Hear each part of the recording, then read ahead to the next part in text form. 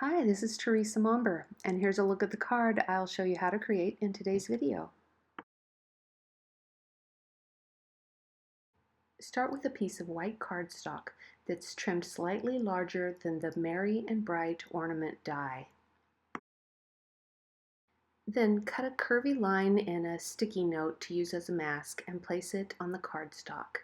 Then sponge very lightly using Gina K Ocean Mist ink along the edge of your mask.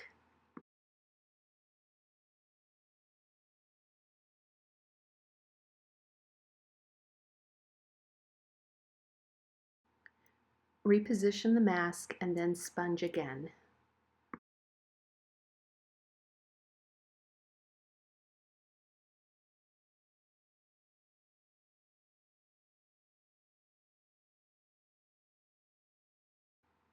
Reposition the mask one more time and continue sponging along the edge. And then once you've sponged along the edge of the mask, go ahead and sponge along the outside of the cardstock on all three sides there to fill in for the sky.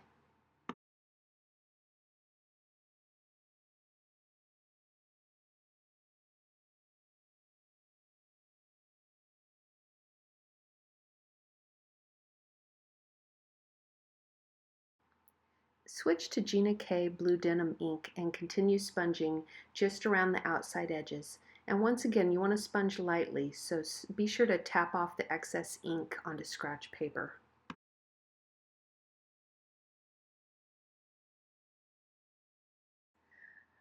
With the mask still in place, ink up the tree image from the Peaceful Holidays stamp set from Gina K Designs using Gina K Moonlit Fog ink. But be sure to stamp off onto scratch paper first so the image will be lighter. And then go ahead and do that a few more times, being sure to stamp off onto scratch paper each time. I'm just using the tops of the trees since I just have a very small area to work with. So I'm using both ends of the stamp just to have a little more control over the size of those trees rather than trying to do it across the entire cardstock.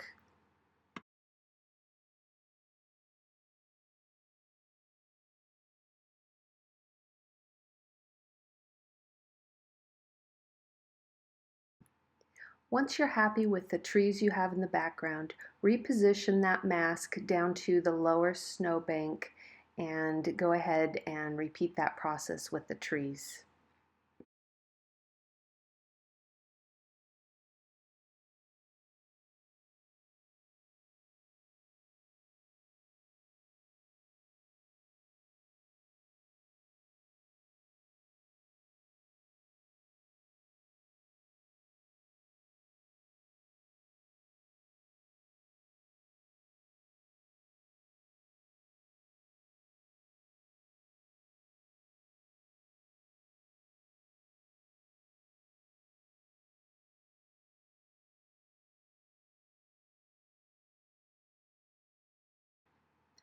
I'm pretty happy with how this background is looking so far, so now it's time to cut it out using the die from the Merry and Bright stamp set.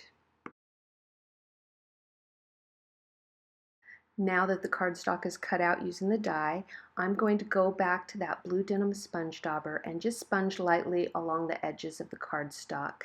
And I'm not even going to re-ink that sponge dauber, I'm just using the residual ink that's on it.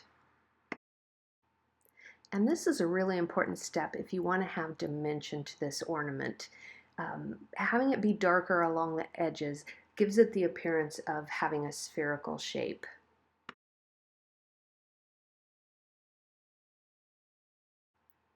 Next, I'm stamping two of the deer images, also from the Peaceful Holidays stamp set, using Gina K Black Onyx ink.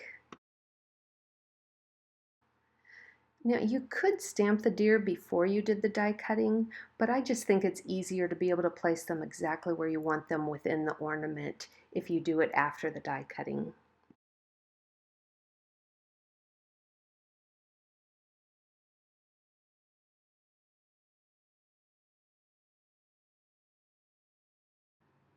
Next, I'm using my Mediterranean blue Prismacolor pencil to add some subtle shading below the deer images.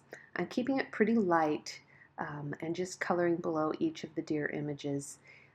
But it's important to do this step because without it, the deer look like they're just kind of hovering in space. This grounds them into the background and helps make it look a little more realistic. And now here I've prepared a card base using Kraft cardstock, and mine's a top fold card base, but you could do a side fold, that would be fine. And I'm masking off the top along the crease line so that it doesn't stamp onto the back side. I've stamped the ornament from the Merry Bright StampTV Kit using Versamark clear ink, and then sprinkled it with white embossing powder, then shaken the excess off. And now I'm melting that embossing powder using my heat gun. Now I'm going to repeat that process, stamping the ornament a second time and having it hang down a little lower than the first time. And once again, I'll heat emboss using white embossing powder.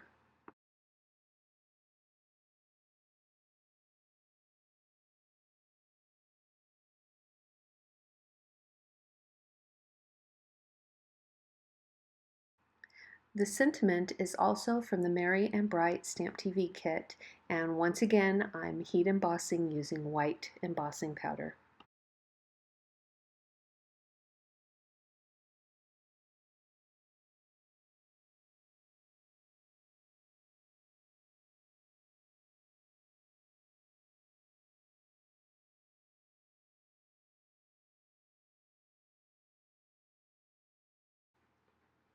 For this next step, I'm using the branch from the Peaceful Holidays stamp set, and once again, heat embossing using white embossing powder. And you can see I've masked off the top of my card stock since I've got that top fold card base. So if you're doing a side fold, you wouldn't even need to mask that off.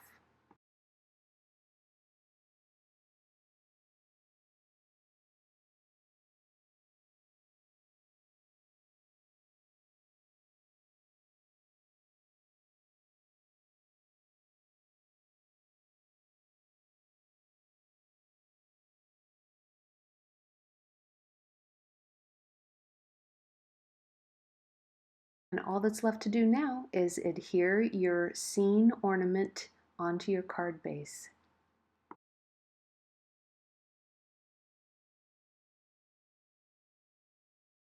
And that completes today's video. Thanks for watching.